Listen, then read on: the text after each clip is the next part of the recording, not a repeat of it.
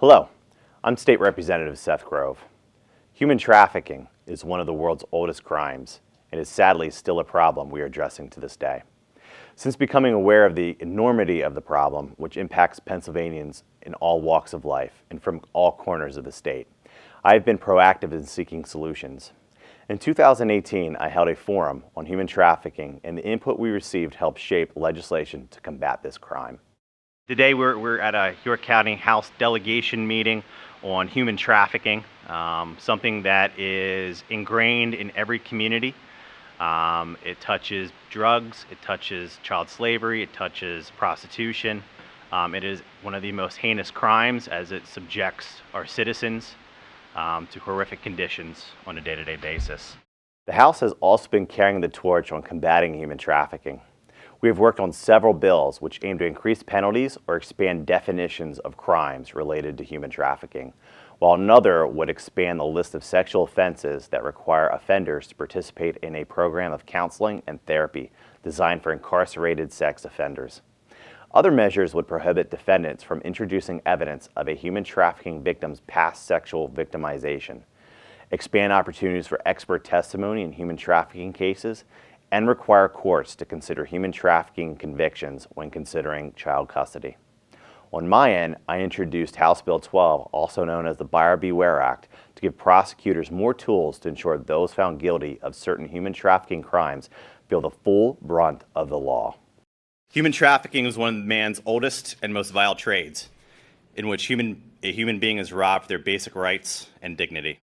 Specifically, the legislation would double the maximum jail sentence for an individual convicted of trafficking or patronizing a victim of trafficking. Currently, these crimes carry a maximum penalty of up to 10 years in prison.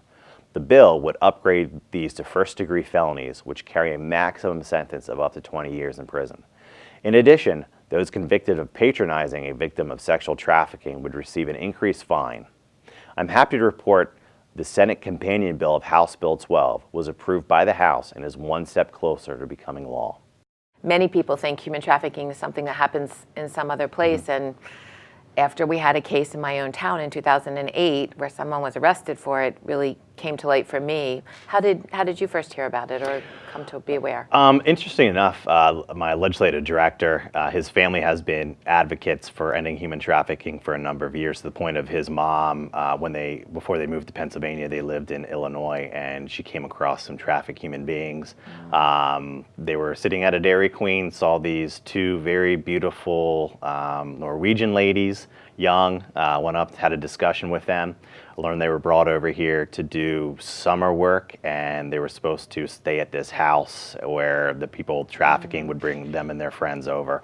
At the time, she worked for a university, and it was the summer, so she got them, worked with the university, got them into summer housing, and then until they were able to send back. It's something that happens every single day. I believe we can end human trafficking. The legislature is doing its part by enacting laws. I ask you to do your part too. If you have information on human trafficking, I urge you to call 911 or seek help through the National Human Trafficking Hotline. The hotline can be reached at 1-888-373-7888. Again, that's 1-888-373-7888. Thank you.